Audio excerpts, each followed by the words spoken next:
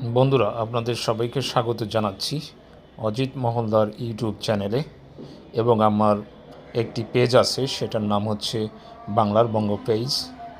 এই পেজেস থেকেও আপনাদের সবাইকে স্বাগত জানাচ্ছি। আপনারা দেখতে পাচ্ছেন যশোর খুলনা মহাসড়ক। এই সড়কটি বর্তমানে খুব করুণ অবস্থায় রয়েছে, চলাচলের অনুপযোগী। যে কোনো সময় দুর্ঘটনা ঘটে এই মহাসড়কে। আপনারা দেখতে পাচ্ছেন যশোরের অদূরে খুলনার দিকে যেতে এই ডান পাশে একটি সরকারি বিনোদন পার্ক।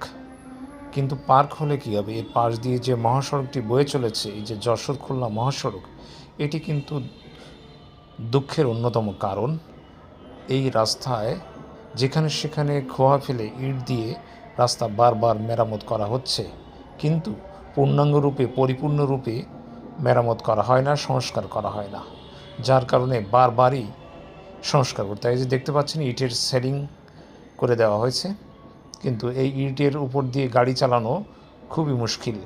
যে কোনো সময় গাড়ি নিয়ন্ত্রণহীন হয়ে পড়ে, যার কারণে চলাচল করা যায় না। এই যে আপনারা দেখতে পাচ্ছেন আমাদের যে ট্যাক্সিটা চলছে, সেখান থেকেই রাস্তাটা খুবই খানাখন্দে ভরপুর, যার কারণে এই ট্যাক্সি ড্রাইভারও তার যানবাহনটি চালাতে সমস্যায় পড়ছেন।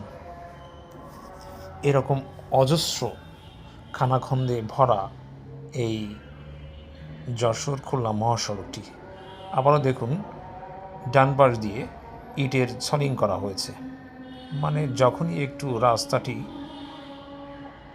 অসুবিধা হয় বা কোনো জায়গায় গর্ত হয়, তখনই ইট দিয়ে মেরামত করা হয়।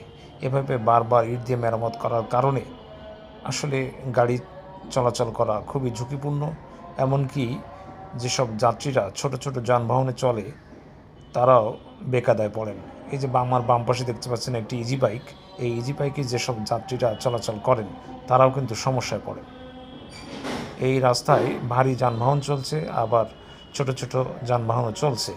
এই ছোট এবং ভারী যানবাহন বা বড় যানবাহন চলাচলের কারণে যে কোনো সময় দুর্ঘটনা ঘটে। এখানে যেহেতু এই রাস্তাটি বলা যেতে পারে 2 লেনের, তো 2 লেন হওয়ার কারণে মাঝখান দিয়ে ডিভাইডার না থাকার কারণে দুর্ঘটনা আরও বেশি ঘটে। এই যে একটি বাম পাশে একটি মোটরসাইকেল দাঁড়িয়ে থাকতে দেখলেন, এই মোটরসাইকেলটি তার চলাচলের আরও বাম পাশ দিয়ে যদি চলাচলের রাস্তা থাকতো, সে বাম পাশে চলাচল করতো, ধীরগতির লেনে চলাচল করতো। কিন্তু ধীরগতির লেন না থাকার কারণে যে কোনো সময় চালকরা যে কোনো জায়গা দিয়ে এই রাস্তার উপর দিয়ে চলাচল করে। ওই যে একটা মোটরসাইকেল আমাদেরকে ওভারটেক করে